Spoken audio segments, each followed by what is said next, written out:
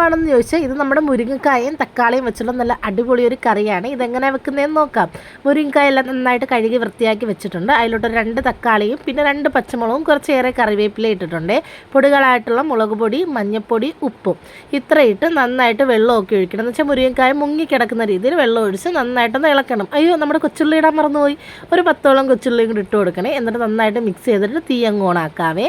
അതിനുശേഷം നമുക്ക് കുറച്ച് അരപ്പ് തയ്യാറാക്കാനുണ്ട്. ഒരു അരക്കപ്പ് തേങ്ങയിലോട്ട് വെള്ളവും ഒഴിച്ച് നന്നായിട്ട് പേസ്റ്റ് രൂപത്തിൽ അരച്ച് വെക്കണം. വേറൊന്നും തേങ്ങയിൽ ഇടേണ്ട ആവശ്യമില്ല.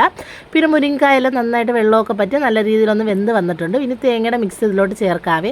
തീ ലോ ഫ്ലെയിമിൽ വെക്കാൻ മറക്കല്ലേ, കാരണം ഇത് തിളയ്ക്കേണ്ട. നമ്മൾ മോരൊക്കെ കാച്ചത്തില്ലേ, അതേ കണക്ക് ഒന്ന് ചൂടായി കിട്ടിയാൽ മാത്രം മതി. പിന്നെ ഉപ്പ് നോക്കിയിട്ട് ആവശ്യത്തിന് കുറച്ചും കൂടി ഉപ്പിട്ട് ഇട്ട് കൊടുത്തിട്ടുണ്ട്. എന്നിട്ട് നന്നായിട്ട് അങ്ങ് മിക്സ് ചെയ്തിട്ട് കുറച്ച് കടുവും കൂടെ താളിച്ചെടുക്കാവേ. നമ്മുടെ കുഞ്ഞുള്ളിയും വറ്റൽമുളകും കടുവും കറിവേപ്പിലയൊക്കെ ആയിട്ട് താളിച്ച് കൊടുത്ത് ഒന്ന് ചൂടാവുമ്പോൾ അങ്ങ് ഇറക്കി വെക്കാവേ. നല്ല അടിപൊളി ടേസ്റ്റാണ്. എല്ലാവരും ഒന്ന് നോക്കണേ. Okay babies.